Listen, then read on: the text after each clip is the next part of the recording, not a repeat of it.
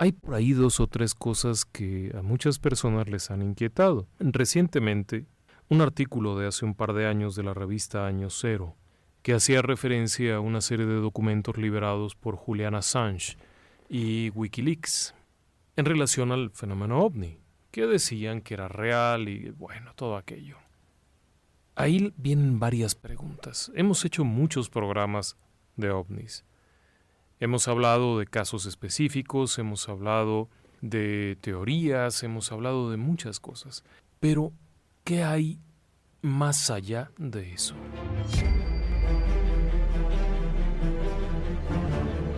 Relatos del lado oscuro. Fantasmas. Seres extraños. Sucesos inexplicables. Perversidad humana.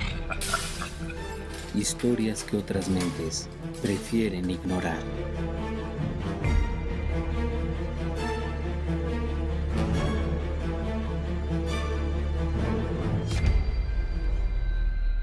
¿Hay algún avance? Vamos, ¿alguien ha descubierto algo? Por lo menos a alguien le ha dado curiosidad en el mundo de la ciencia. Esa parte es poco conocida. Es poco conocido que la ciencia, establecida la ciencia oficial, haya puesto algún interés en el tema ovni. Sin embargo, hay varios esbozos muy raros que se han venido dando en un periodo de tiempo relativamente corto, en los últimos 10 años quizá. Todo comenzó con una revelación de la NASA, la Agencia Espacial Norteamericana, acompañada de una declaración de la Agencia Espacial Europea.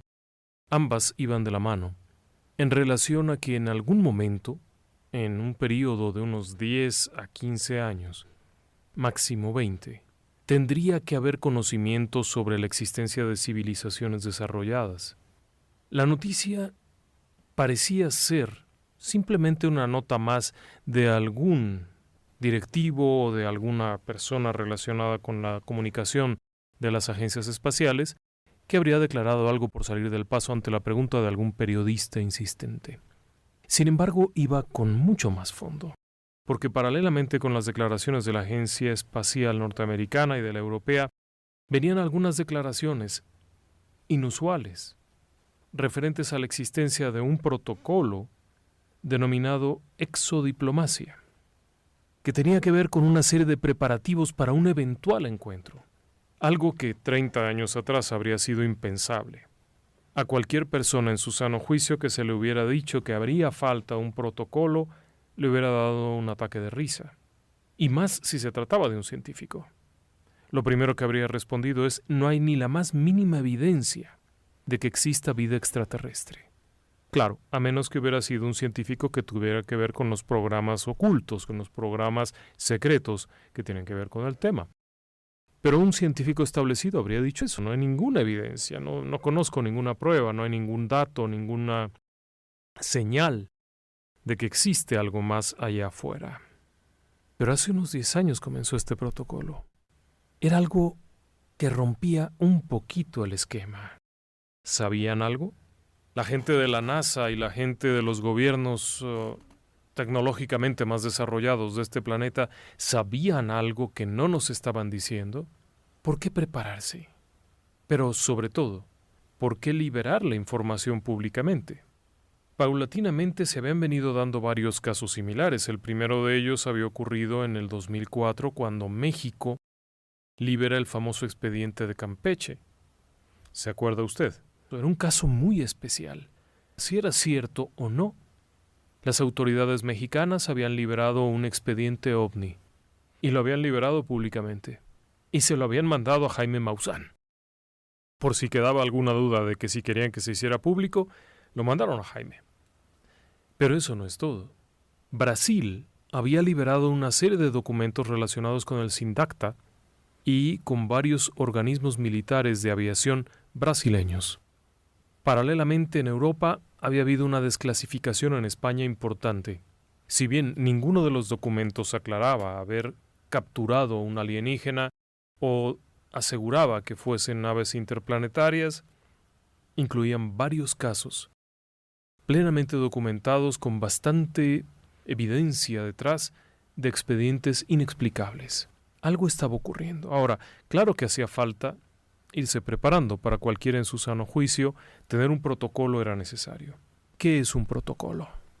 Mire, es tan simple como esto. Si un día aterriza una nave repleta de extraterrestres, ¿qué hace?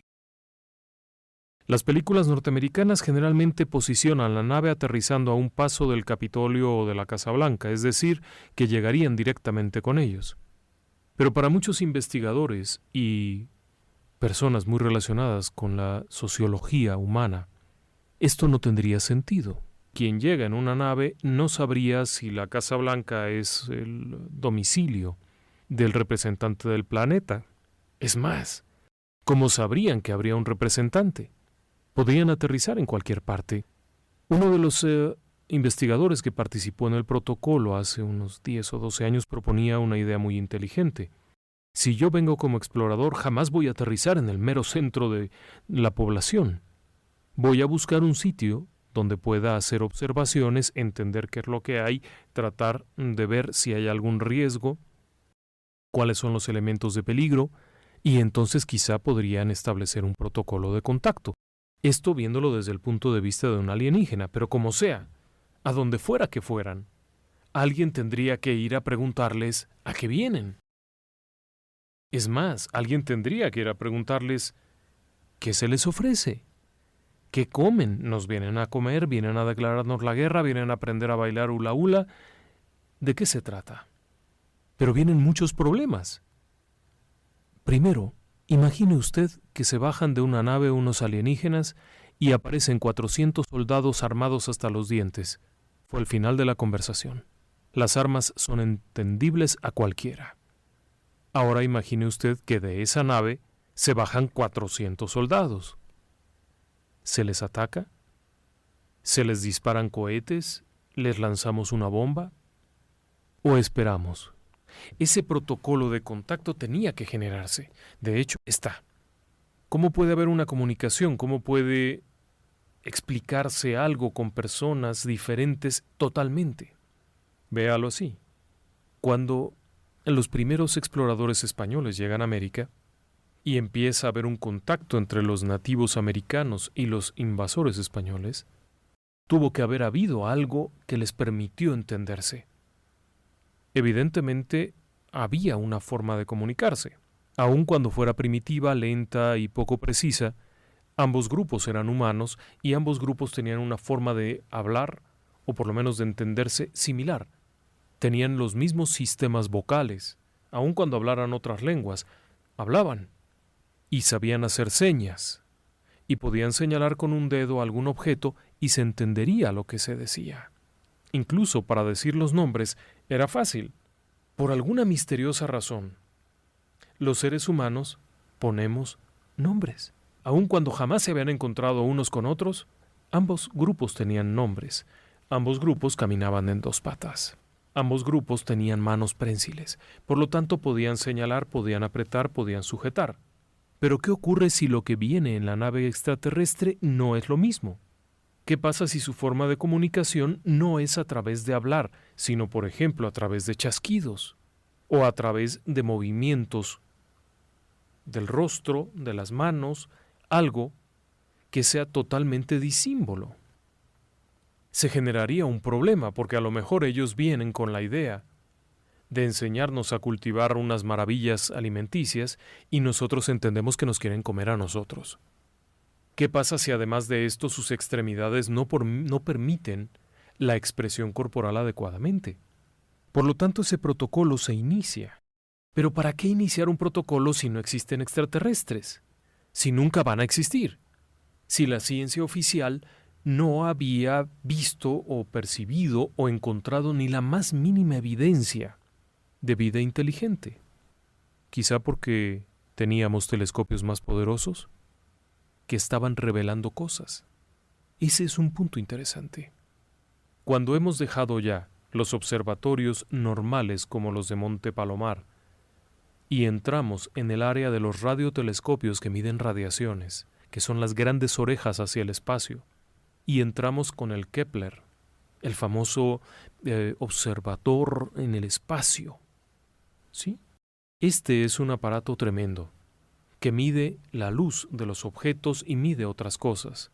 A diferencia del telescopio Hubble, que era un telescopio con un lente que permitía ver en los confines del universo, pero ver, el Kepler capta señales, algo mucho más preciso y fino, porque va más allá de la vista.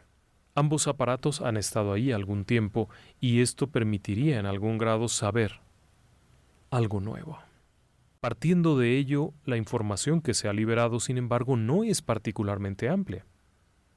Pero quedaban estos pequeños huecos por ahí abiertos. Primero, ¿por qué pensar en una especie de protocolo de contacto? Una exodiplomacia. Lo que salió de ahí todavía no se conoce. Hay un protocolo de contacto que establece ciertos lineamientos, por ejemplo, de control de sanidad. Si hubiese una nave que llega, no puede tocárseles, no sabemos qué enfermedades tengan o qué enfermedades no conozcan de nosotros. Por lo tanto, debe de haber una distancia, no puede uno llegar y tocarlos y decirles hola, ¿cómo estás?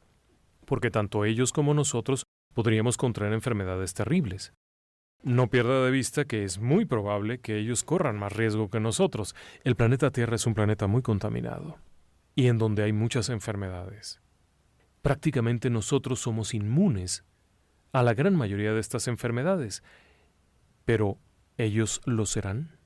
A diferencia del momento, y esto es una cuestión analizada en ese protocolo, a diferencia del contacto que se dio, por ejemplo, en la conquista de América, en donde los colonizadores traían enfermedades del viejo mundo que aquí nunca había habido, y eso exterminó parte de la población nativa, aquí hay una consideración especial al revés.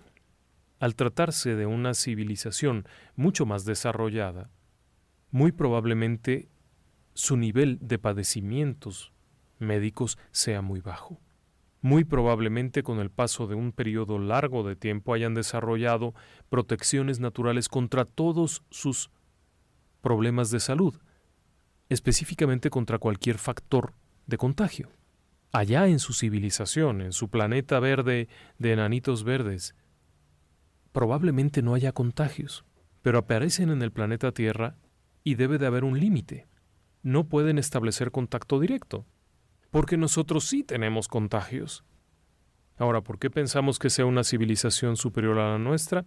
Es muy simple. Nosotros no hemos enviado seres humanos, muy probablemente ni a la Luna, porque eso siempre ha estado ahí en tela de juicio, pero y si ellos vienen de alguna remota estrella en un confín del universo y vienen hasta acá, quiere decir que son tecnológicamente superiores a nosotros. No hay vuelta de hoja. Nosotros no hemos salido ni siquiera de aquí de la banqueta. Si lo vemos desde esa óptica, los seres humanos no hemos llegado a ningún lado. Y ellos habrían llegado acá. Por lo tanto, serían mucho más desarrollados. El riesgo sería un contagio. Ahora, también puede ocurrir que ellos tengan enfermedades muy resistentes. Al mismo paso de los siglos y de las generaciones, han desarrollado anticuerpos, pero siguen estando presentes esas infecciones y nosotros ni siquiera tendríamos la mínima protección, estaríamos acabados. Sería una epidemia brutal. Entonces, el primer punto es la sanidad. El segundo punto, el análisis de la situación. ¿Qué tan desventajosa puede ser? ¿Qué evidencia tenemos de que solo sea una visita y no toda una colonización? Todo esto parte de una serie de análisis. Y después el contacto. ¿Cómo decirles que son bienvenidos o que no son bienvenidos? ¿Cuál les diría usted? Hola, ¿cómo estás, alienígena? Bienvenidos al planeta Tierra. Es una mala idea. No sabemos qué puedan interpretar ellos. No sabemos si quieran decir, bueno que me regalas tu planeta, ahora vete. No sabemos qué vaya a pasar, pero tampoco podemos llegar a decir no son bienvenidos, súbanse a su nave y váyanse. Otra cosa, ¿cómo les explicamos que no somos enemigos y que no queremos que nos maten? ¿Cómo les explicamos que no los vamos a matar si los seres humanos matamos prácticamente hasta las cochinillas? Ese es el tema de la exodiplomacia. ¿Cómo explicarlo? ¿Cómo comunicarse? ¿Cómo contactar? Ese protocolo está ahí y está pendiente. ¿Pero por qué prepararlo? Ahora, ¿por qué decir eso la NASA? Aquello de que en un período de unos 15 a 20 años tendríamos contactos. ¿Sabían algo? Esa es una buena pregunta. ¿Por qué hay toda esta duda? Bueno, déjeme que le platique un poco. El primero de los asuntos que me llamaron la atención y que se conocen es el expediente conocido como KQ 2010 o 2010 KQ. En ese año, en el año 2010, diferentes grupos de científicos descubrieron entre marzo y octubre de aquel año de 2010 la presencia de un objeto pequeño, una especie de asteroide, que tenía una órbita muy peculiar, muy parecida a la de la Tierra, tanto que parecería ser algo que venía con la Tierra, incluso se especuló que podría ser un fragmento de un cohete, se platicó de esa forma. Sin embargo, en la comunidad científica había serias dudas, y había serias dudas por varias cosas. Primero, un objeto que es lanzado desde la Tierra y no llega a ninguna parte, es decir, que en el camino se descompuso y se queda ahí flotando, se queda atrapado, y al final chocaría con la Tierra. Regresaría, pues es atraído por el campo y no va a ninguna parte. Este objeto sí. Este objeto, el KQ 2010, desde su descubrimiento, se ha visto que ha tenido movimientos evidentemente intencionales. El primero de ellos se detectó en abril, cuando se aproximó hacia la Tierra. ¿Sí? A lo largo de 30 días, el objeto se estuvo acercando. Y después redujo la velocidad, se acercó otro poco, y luego, entre mayo y junio, vuelve a acelerar, pero esta vez al revés. Es decir, en sentido retraído, y luego reduce su velocidad y luego vuelve a acelerar. Ningún asteroide hace eso. Simplemente no lo hacen. Tienen una trayectoria consistente, tienen una velocidad muy estable, puesto que no hay algo que los esté acelerando ya. Tuvieron toda la aceleración inicial y después simplemente se trasladan. Este objeto aceleraba y desaceleraba. Una casualidad muy rara en el universo, por supuesto. Pero además, había otra situación. La trayectoria. El objeto presentó, junto con muchos otros objetos, porque se encontraron un montón de objetos, pero este presentaba una trayectoria similar a la de la Tierra. ¿Sí? Lo cual era todavía más extraño, porque un objeto tiene una trayectoria y punto. Un asteroide que es impulsado por la explosión o por un choque de dos cuerpos celestes sigue su trayectoria y mientras no choque con nada, no va a cambiarla. El KQ 2010 llegó, se acomodó, cambió trayectoria, después volvió a acomodarse y entonces se puso en una trayectoria que lo hace tener una órbita similar, es decir, gira más o menos igual que la Tierra alrededor del Sol. Y hubo un detalle. Cuando empiezan a trabajar sobre esto y empiezan a analizarlo, surge una situación muy interesante. Este objeto no era la primera vez que venía. Ya había estado aquí en 1975. Desde 1975 se había detectado la presencia de este pequeño asteroide, no había sido nombrado, pero había sido detectado. Es decir, que este cacharro fue y vino. Esto era un dato importante, y era un dato poco conocido y del que no se ha hablado nada. El caso particular del KQ 2010 sale a la luz pública porque fue visto nuevamente esta segunda vez que fue descubierto en el 2010, en principio por grupos de astrónomos aficionados o astrónomos civiles, es decir, gente que no está dentro de las grandes organizaciones de investigación científica. Por lo tanto, lo dieron a conocer. Pero eso no es todo. Se consideró que podrían ser los restos de los vuelos que se habían hecho, unos cohetes en 1960 y otro había sido en 1975. Los famosos Rangers fueron en los años 70 también. Sin embargo, las dudas que surgían alrededor de esto era ¿por qué habían ido y venido? ¿Por qué no simplemente se habían perdido y ya? ¿O por qué no habían sido atrapados en la órbita terrestre y habían sido recapturados? No tenía sentido. Ahora bien, no se trata de un objeto natural.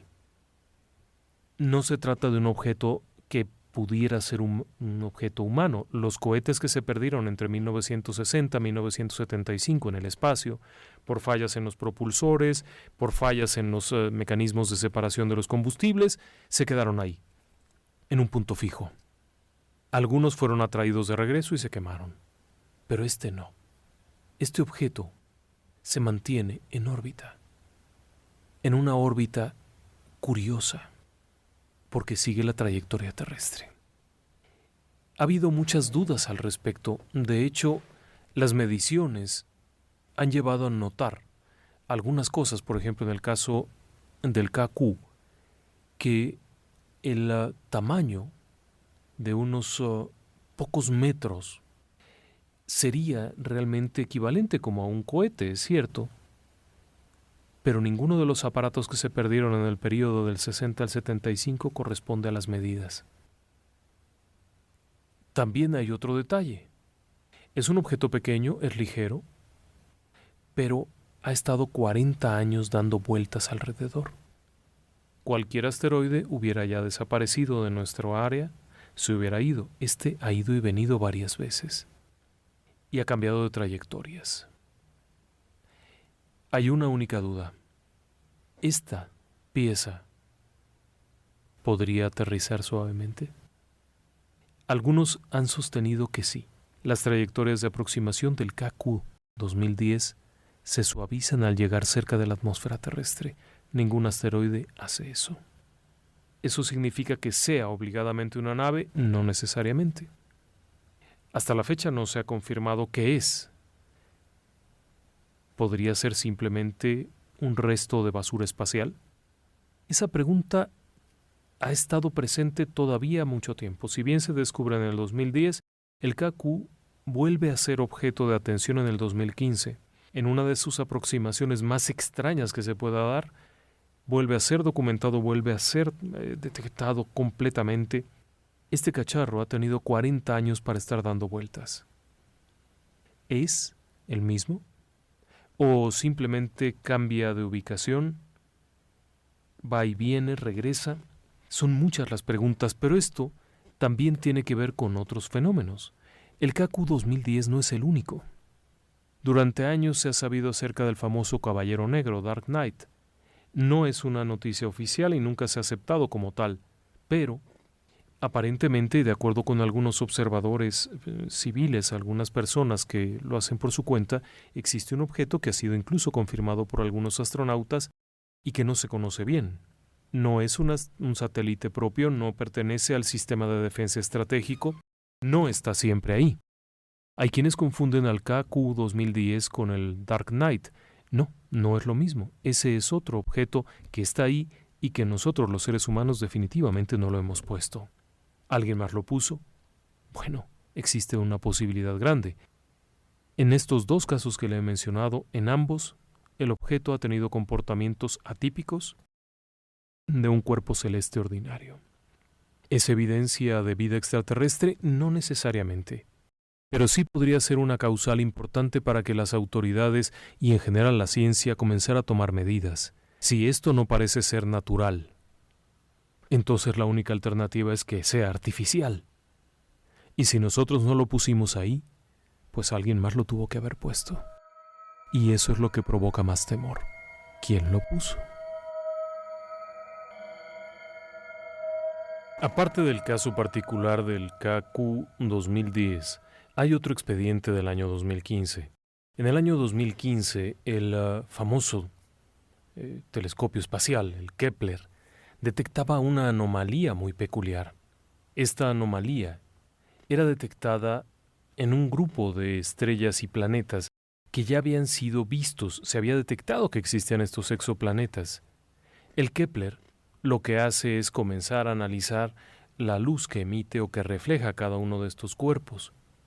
Y de pronto se dan cuenta que hay uno en particular, perteneciente a la estrella 8462-852 KIC, que tenía algo que parecía no ser natural.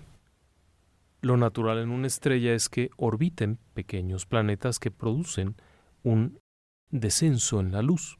Pero en particular en esta estrella, y de acuerdo con varios investigadores que están a cargo del programa, esta estrella tenía variaciones peculiares, con formas extrañas y aperiódicas. ¿Sí? Una estrella que tiene un planeta dándole vueltas alrededor siempre tendrá la misma órbita a ese planeta, la misma distancia de recorrido y tiempos. Nosotros le damos la vuelta al Sol cada 365 días. Damos vueltas sobre nuestro eje cada 24 horas. Es decir, que si alguien estuviera en la estrella aquella y viera para acá, vería a nuestro planeta pasar frente al Sol cada 365 días. Sin embargo, en esta estrella, lo que los científicos detectaron es que los movimientos eran atípicos y que no seguían una periodicidad lógica. De hecho, el objeto además era muy grande.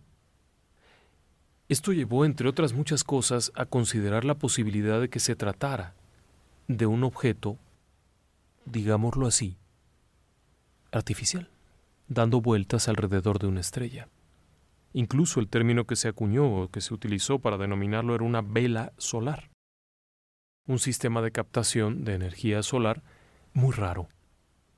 Lo que se capturó en las investigaciones era, entre otras cosas, preocupante porque los cambios tanto en la periodicidad como en la intensidad de descenso eran evidentes. Se le denominó la estrella o motor de estrella alienígena. ¿Qué significa esto? Para algunos teóricos, lo que este cacharro hace es captar energía solar de esa estrella lejana, porque además es muy lejana, y utilizarla. Pero nuevamente, estábamos ya acuñando términos referentes a objetos artificiales en el universo. Cosa que hace 30 años hubiera provocado que corrieran a alguien. Pero ahora resultaba que estaba allí. La propia Agencia Espacial Norteamericana quedaba sorprendida de esto.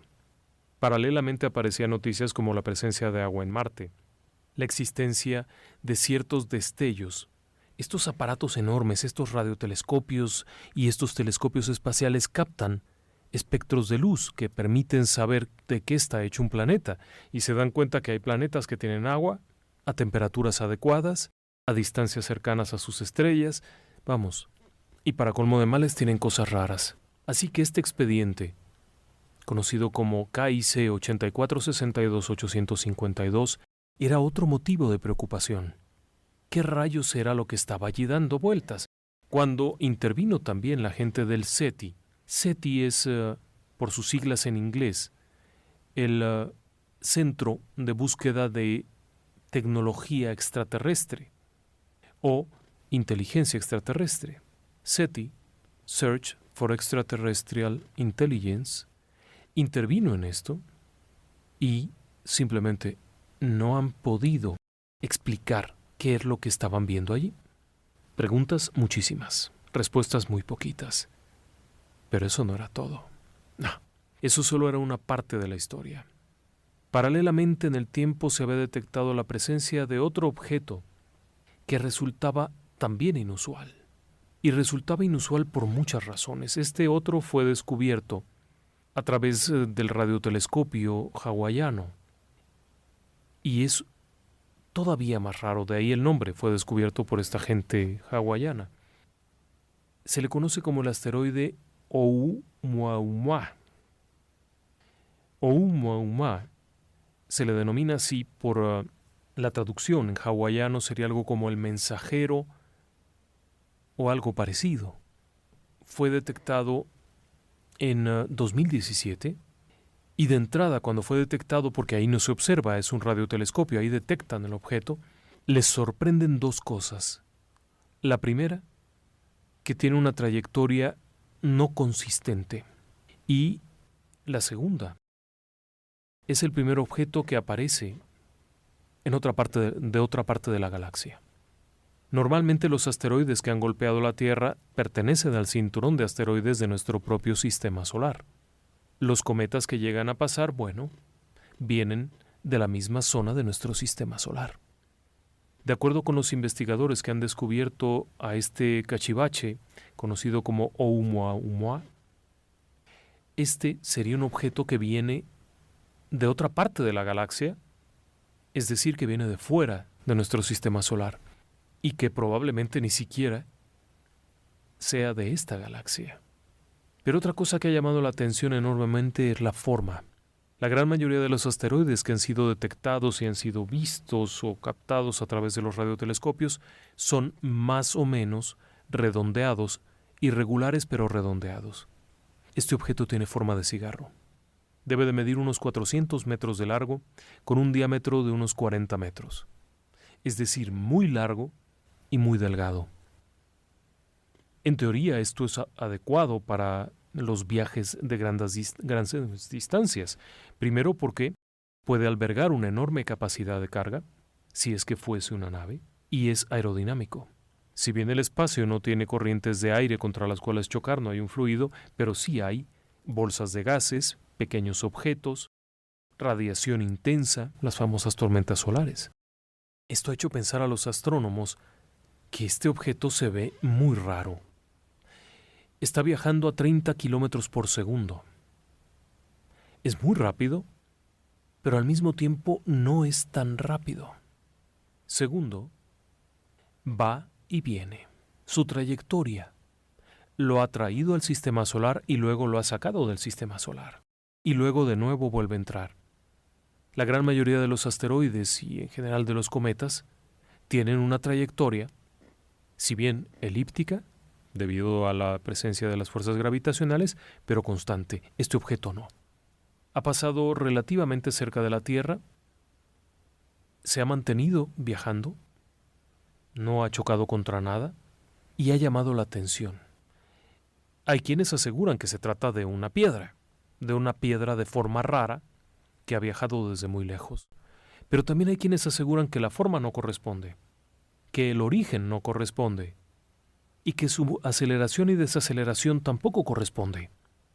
El objeto, de acuerdo con las observaciones ya hechas más a detalle, el objeto tiene aceleraciones y desaceleraciones. Esto tendría mucho que ver, y de acuerdo con algunos analistas, con la utilización de impulso solar. No es que sean de energía solar, simplemente toman el impulso solar, la radiación se conoce como vela solar, los empuja.